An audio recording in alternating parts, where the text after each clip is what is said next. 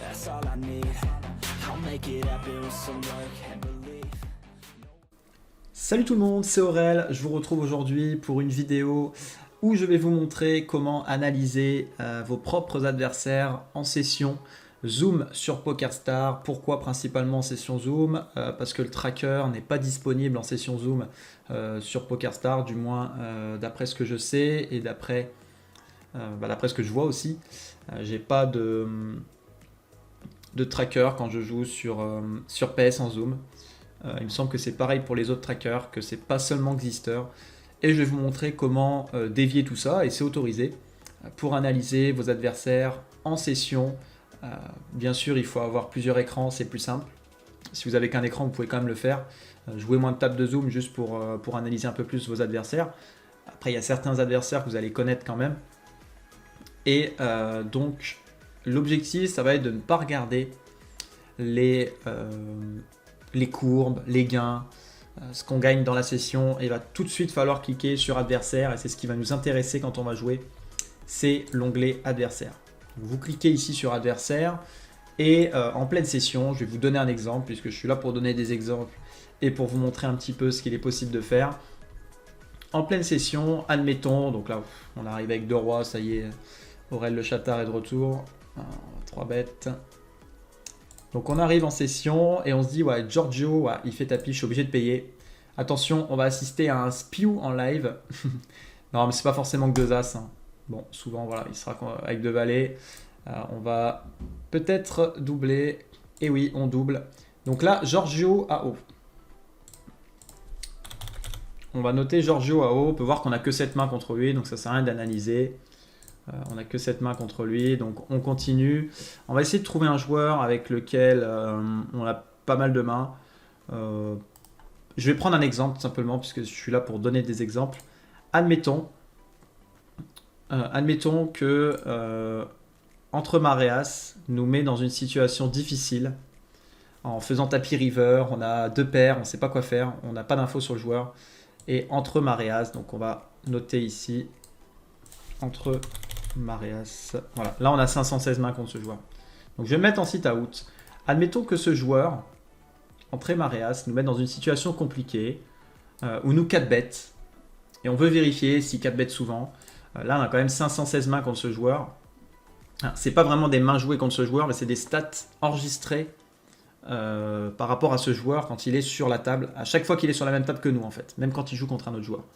Après, comme on est en zoom, il me semble que c'est toutes les mains jouées contre lui, ou quand il était dans un coup dans lequel on était, que du coup quand on est en zoom, quand on fold, bah, on n'est plus sur la même table. Donc j'ai dit une bêtise. J'ai dit une bêtise, donc du coup c'est toutes les mains où le joueur était dans un coup, quand nous aussi on était dans un coup sur une table. Donc ce qui se passe, c'est que là maintenant vous allez faire clic droit sur le nom du joueur du coup. Et bon, on peut le pastiller directement dans Xister. On va aller, voilà, vous pouvez voir qu'on peut voir même l'évolution de ses mains. On peut voir sa courbe. Xister nous donne une courbe selon ses stats. Donc on peut voir, regardez la courbe que Xister nous donne. Nous contre Hero, donc contre ce joueur-là, on peut voir, bon, on n'a pas joué plus énormément de mains. On peut voir sa courbe. Voilà. Sur 516 mains, donc c'est rien. Hein. Clairement, nous, c'est pas ce qui nous intéresse. Ce qui nous intéresse, c'est voir ses stats. Sur 516 mains, et là, on peut voir qu'il a 24 de VPIP, 20 de PFR, taux 3 bêtes à 10, donc c'est plutôt un joueur qui est un peu aggro. Bon, c'est standard, je dirais, en NL2 d'avoir ses stats. Bon, un petit peu trop large quand même, mais bon, si c'est un très bon joueur, il peut. C'est clairement ce qu'ils vont ouvrir. On va être dans les 22-20 ou 24-20. 20-18, quelque chose comme ça. On peut voir qu'il 3-bet quand même assez souvent. Donc là, Xister va nous donner les mains qu'il a enregistrées, que le joueur 3-bet. On peut voir qu'il a 3-bet les mains entre As-2 suité, As-9. As-9 suité, As-2 suité. Ces versions. Donc là, on a des mains inconnues. Il 3-bet. Donc on peut voir qu'il 3-bet aussi Roi-10 par exemple. Voilà. Il a 3-bet Roi-10. On peut voir même la position dans laquelle il a 3-bet. Donc là, vraiment, après, c'est plus poussé, plus détaillé. Quand on joue, on ne veut pas aller aussi loin. On veut vraiment simplifier la vie. Donc, ce qui nous intéresse, c'est de regarder son VPIP. Comme on ne l'a pas. Quand on joue en zoom, on n'a pas le tracker. Donc du coup, on ne peut pas observer le VPIP du mec, le PFR du mec en direct. Donc si vraiment on a une situation compliquée river, ou une situation compliquée à la turn où le mec fait tapis 2 fois le pot et on se dit waouh, mais attends, c'est pas possible. On a top pair, top kicker, qu'est-ce qu'on fait? On peut jeter un coup d'œil à ses stats, voir si le mec il est aggro, voir si le mec il est assez passif. Si c'est un mec qui a par exemple 8-5 en stats, on sait que le mec fait tapis turn, on fold quoi. Le mec c'est un gros nit, un mec plus nit que moi, oui, ça existe, hein, il est toujours plus nit que soi-même. Et donc on peut remarquer du coup qu'on aura un fold facile. Donc lui on peut voir que ce joueur du coup, quand il nous 3-bet, il n'a pas forcément que 2 as de roi.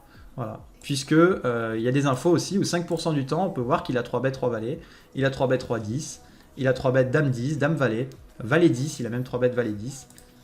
Et on peut après regarder dans quelle position. Voilà, 8 fois sur 58 en BB il a 3-bet, voilà, ça c'est logique après qu'il 3-bet un peu plus. Donc ça m'a l'air d'être un très bon joueur quand même lui. Donc j'ai quand même 516 mains sur lui, donc c'est bien. Voilà. Donc on va reprendre un autre exemple, on va y retourner. On va folder, on va attendre une autre table, tac. Hop, il y a un joueur qui s'appelle Kilua, qui nous met dans une situation très compliquée. Kilua 4. Bon là moi je cite out, mais vous le faites en même temps. Kilua 4. Est-ce qu'on a des mains contre lui? On n'en a qu'une, ok. Donc on va y retourner. Voilà. Ça, pareil, hein, vous pouvez observer des fois si c'est des nouveaux joueurs, si vous jouez souvent. Si vous êtes un régulier en fait de la Zoom, quand vous allez trouver des joueurs contre lesquels vous avez joué qu'une main, c'est que c'est des nouveaux. Pour la plupart du temps. Donc Pécasse 0-0. C'est le même joueur, Pécasse 0-0. Pécasse 0-0. Pécasse 0-0, on a 73 mains contre lui. Donc on va regarder ses stats sur 73 mains. Ça veut rien dire, mais bon, dans l'ensemble, c'est assez correct, hein, 26-23. 3 bêtes très peu, donc là on a une info qui 3 bêtes très peu. Pas assez de mains pour le constater, mais on le constate quand même. Donc en même temps que jouer, en fait, voilà, comme je l'ai dit auparavant, les nouveaux, on va les reconnaître parce que si on est un rec, si on joue tout le temps en NL2 ou en NL5, peu importe, on va reconnaître les nouveaux joueurs. Comme les tables changent tout le temps, bon, on aura Exister pour nous dire si c'est un nouveau joueur ou pas. Donc du coup ici, on a par exemple Boogie, Boogie Chat, nous met dans une situation compliquée. Donc, on va noter Boogie. On n'a rien contre lui, c'est ça? Alors attendez, il faut aller dans l'adversaire. Boogie. Donc on a 87 mains, si je dis pas de bêtises contre lui. Voilà, on a 87 mains contre lui. Voir ses stats. Ok, bon, là il doit y avoir une erreur. Je sais pas pourquoi ça ne met rien. C'est bizarre. Qu'il n'y ait pas de stats. 0 main compilé. Ok, bon, il doit y avoir une erreur sur Exister. Bon bref, on va essayer quand même avec un autre joueur. Entrée, Maria, c'est déjà fait. Inaxio 123. Allez, DJ Mag, on va regarder DJ Mag. Voilà, 33 mains contre DJ Mag. Hop, voir ses stats. Ouais, là, il doit y avoir une erreur quelque part sur Exister, à mon avis, parce que ça me met pas ses stats. Ah, mais c'est normal, j'avais mis un filtre. Ok, donc toutes les données. Voilà, sur les 33 mains, voilà les infos qu'on a. Il faut faire gaffe ici, il faut mettre toutes les données. Hein. Donc du coup, on avait des stats avant. Voilà, c'est juste que, en fait, on aura toujours des stats. Quand vous n'avez pas de stats, c'est que vous n'avez pas sélectionné la bonne chose. Donc là, Will Pof, qui est un nouveau joueur. À mon avis, c'est pas un joueur que je vois souvent. Voilà, 7 mains. Donc on va pas regarder, ça sert à rien. Quand il y a 7 mains, quand il y a moins de 100 mains, ça sert à rien de regarder. Encore après 100 mains, c'est pas super précis. Donc là, on va regarder l'Euro Contento. Voilà, on peut voir qu'on a 159 mains. Donc c'est un joueur qu'on a déjà croisé pas mal de fois sur la Zoom. On fait clic droit, voir ses stats. Et là, on peut voir que c'est un joueur qui est assez serré, assez needful, qui 3 bêtes, qui a pas 3 bêtes sur 160 mains. Donc c'est un joueur qui est assez... Non, on peut voir qu'il open les mains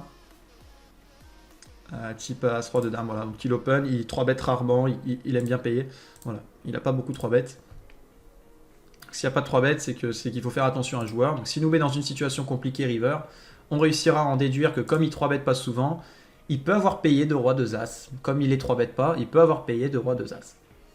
Et voilà.